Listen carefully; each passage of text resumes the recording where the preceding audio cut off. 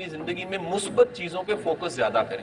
جب بھی آپ منفی چیزوں پہ فوکس کریں گے کتنا برا ہو رہا ہے. آپ اخبار اٹھائیے, پورا انتخاب ہے, آپ ساری پرابلمز والی خبریں پڑھنی شروع کر دیجئے, آپ ٹی وی کا ریموٹ پکڑیے اور جتنے پرابلم والے پروگرام وہ دیکھنا شروع کر دیجئے, اور آپ کا پوری کی پوری باڈی مائنڈ زون سی ہے وہاں چلی جائے گی جو پاسبلٹی زون نہیں ہے. یہ ایک نیا ورڈ میں نے آج یوز کیا ہے. مائنڈ ہیپی رہتا ہے پاسبلٹی کے زون میں.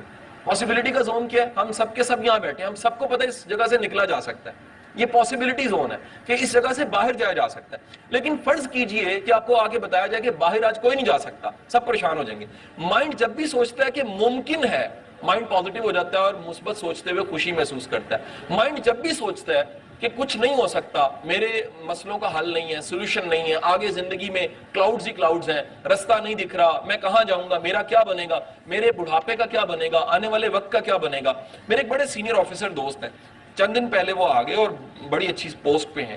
انہوں نے رو کے کہا, قاسم صاحب جب میں مر جاؤں گا تو میرا کیا بنے گا, میری ڈیڈ باڈی کتنے دن سرد خانے پڑی رہی. اچھا, میں نے ان کی ساری پریشانیاں نہیں, میں نے ان کا دیا بیمار ہو چکی ہیں ذہنی طور پہ, کیونکہ یہ پریشانیاں جتنی آپ بتا رہے ہیں یہ پریشانیاں تو ہیں, لیکن جتنا بڑھا کے آپ بتا رہے ہیں اتنی پریشانیاں ہوتی نہیں. سو کل آئے گا, کل دیکھی جائے گی. آج جو ہے آج کو جینا شروع کر دیجئے. سو ڈیل کارنیگی کہتا ہے جو اپنے آج کو, ایک مومنٹ کو انجوائے نہیں کر سکتا, بلکہ اگین ایک جملہ ہمارے بڑے اچھے کالمسٹ جاوید چودھری کا کوٹ کروں گا. جاوید چودھری اکثر میرے ساتھ بیٹھ کے بات کیا کرتے ہیں کہ دنیا کا جو بندہ اپنی چائے کی پیالی انجوائے نہیں نہ کر سکتا, وہ اپنے محل کو بھی انجوائے نہیں کر سکتا. ایک مومنٹ کو انجوائے کرنا سیکھیے.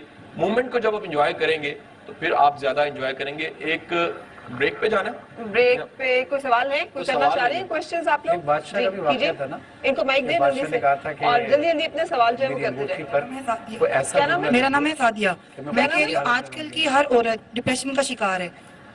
وہ اپنی بچوں کو, اپنے ہسبینڈ کو, گھر کو وہ توجہ نہیں دے پاتی جو اس کو دینی چاہیے, صرف ڈپریشن کا شکار ہونے کی وجہ سے. ٹھیک ہے, اور ایسا کیوں ہے؟ ایسا کیوں ہے؟ اوکے, ایک سوال ہی ہو گیا. 11 میکس کا گفٹ ٹیمپر آپ کے ساتھ جائے گا. کوئی اور سوال؟ جی پیچھے بھائی بھی کرنا چاہ رہے ہیں. محمد ریاض ہے میرا نام. ریاض صاحب, تو جیسا محترمہ فرما رہی تھی خواتین زیادہ ڈپریشن کا شکار ہے, میں سمجھتا ہوں کہ عورتوں کی بنسبت مرد حضرات جو ہیں وہ زیادہ ڈپریشن کا شکار ہے. ٹھیک ہے, کیونکہ معاشرے کے اندر خودکشیوں کا رجحان جو ہے وہ مرد ہی کر رہے ہیں, نہ کہ وہ خواتین کرتی ہے. باہر بھی ان کو سننی پڑتی ہے. آخری لائن دوبارہ بولیے.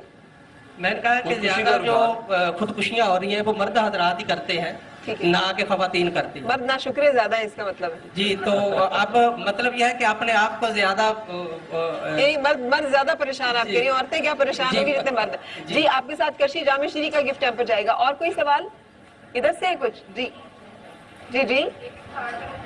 یہ کر لیتا ہے کہ میں نے یہ کام کرنا ہے, اپنے مائنڈ میں ایکسیپٹ کر لیتا ہے. دوسرا انسان اس کو کہتا ہے کہ نہیں تم نے نہیں کرنا, اور دوسرا انسان بھی مان جاتا ہے. لیکن تھرڈ جو انسان پھر اس کے بعد وہ کہتا ہے میرے ساتھ جو اچھا ہوگا برا ہوگا دیکھا جائے گا. لیکن جب اس کی زندگی میں کوئی تیسرا انسان آتا ہے اس کا اپنا ہی, اس کو غصے سے ڈالتا ہے.